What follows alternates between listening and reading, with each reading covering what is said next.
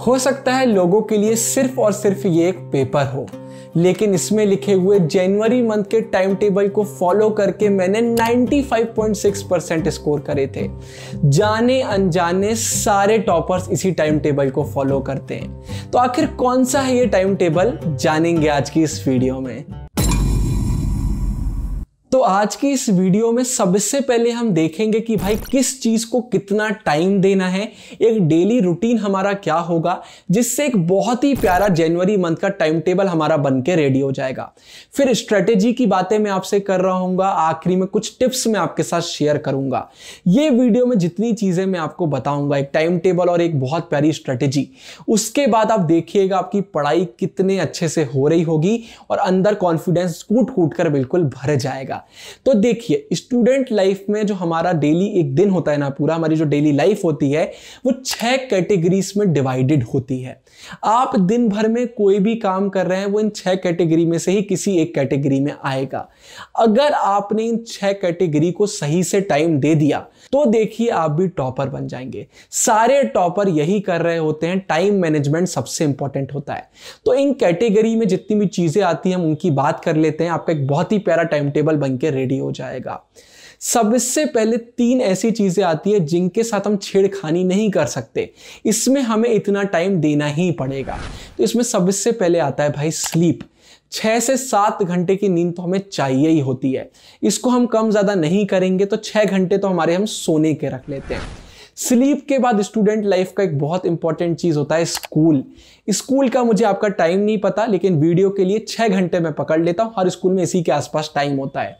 तो 6 घंटे तो हमारे सोने के हो गए, 6 घंटे हमारे स्कूल के हो गए, 12 घंटे तो ये हैं जिसका हम कुछ भी नहीं कर सकते।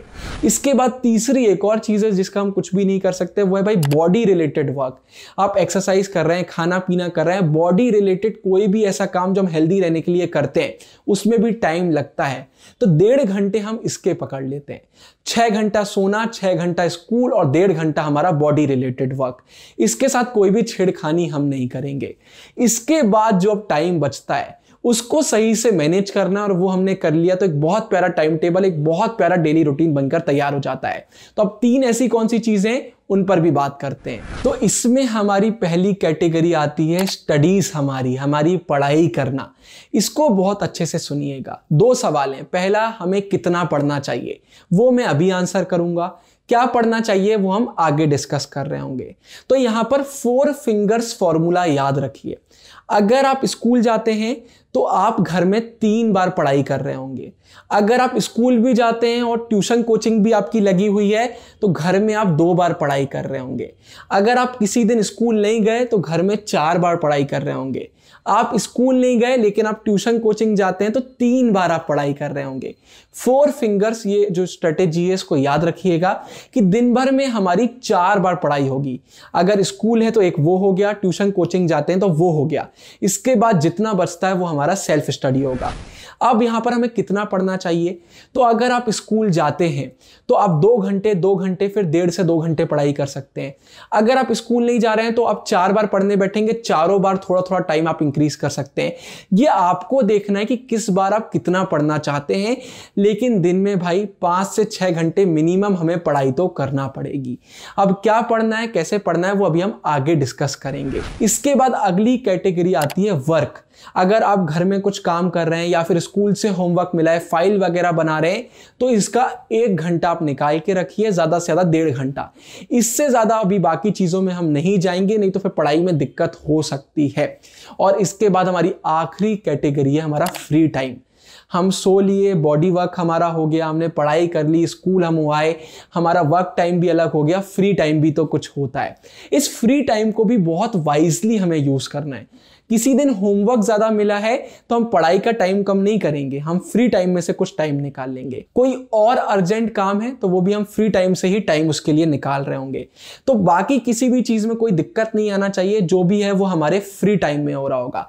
लेकिन फ्री टाइम में हम सोशल मीडिया का यूज नहीं करेंगे, फ्री टाइम को बर्बाद नहीं करेंगे।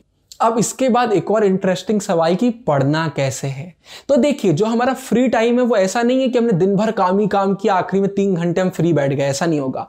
फ्री टाइम हमारा बीच बीच में आ रहा होगा। जैसे हमने 2 घंटे पढ़ाई करी, फिर आधा 1 घंटा हमने रेस्ट किया, ये हमारा फ्री टाइम हो गया। तो पूरा जब हम टाइम टेबल बना लेंगे तो जितने घंटे हमारे पास बच रहे होंगे वो हमारा फ्री टाइम है और उसको पूरे दिन में हम बीच बीच में डिस्ट्रीब्यूट कर देंगे।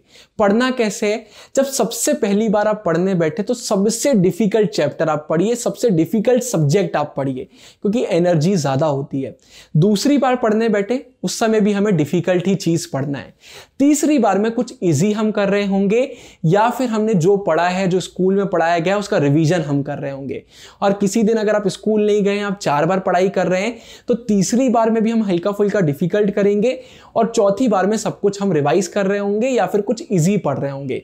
मतलब स्टार्टिंग के स्लॉट्स हमारे डिफिकल्ट चीज के लिए होंगे और धीरे धीरे फिर हम इजी की तरफ आगे बढ़ रहे होंगे। एक और इंपॉर्टेंट चीज याद रखिए, एक दिन पहले हम डिसाइड करेंगे कि हमें कल क्या पढ़ना है।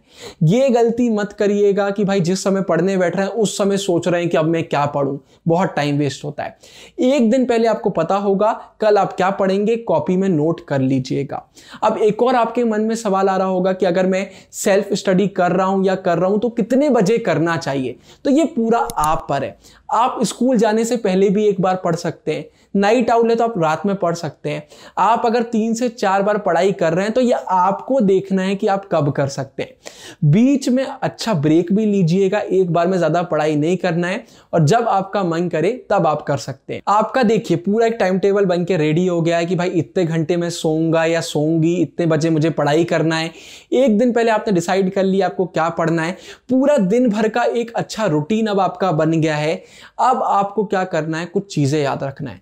सोशल मीडिया अब हम यूज नहीं करेंगे, दोस्तों से बात कर रहे हैं इंपॉर्टेंट टॉपिक्स पर करिए, टाइम पास हम नहीं करेंगे। सिर्फ कुछ दिन बचे हुए हैं, इसमें बहुत ज्यादा हमें मेहनत करना है। इसके बाद एक और बहुत बड़ा सवाल आता है कि भैया टाइम टेबल तो बन गया, दिन में पढ़ाई भी कर लेंगे, लेकिन पढ़ने में बहुत ज्यादा टाइम लगता है, एक एक चैप्टर करने में बहुत टाइम लगता है। कितना भी पढ़ लो सिलेबस बहुत बच जाता है। तो ऊपर वाली वीडियो पर आप क्लिक कर सकते हैं, उसमें मैंने बताया एक बहुत ही प्रैक्टिकल सॉल्यूशन कि आप सिर्फ और सिर्फ 15 दिनों में पूरा सिलेबस कैसे कंप्लीट कर सकते हैं। इस वीडियो के बाद अगर कोई डाउट्स बच गए हो तो आप कमेंट में पूछ सकते हैं। गुरु टेहंगुरिया साइनिंग ऑफ।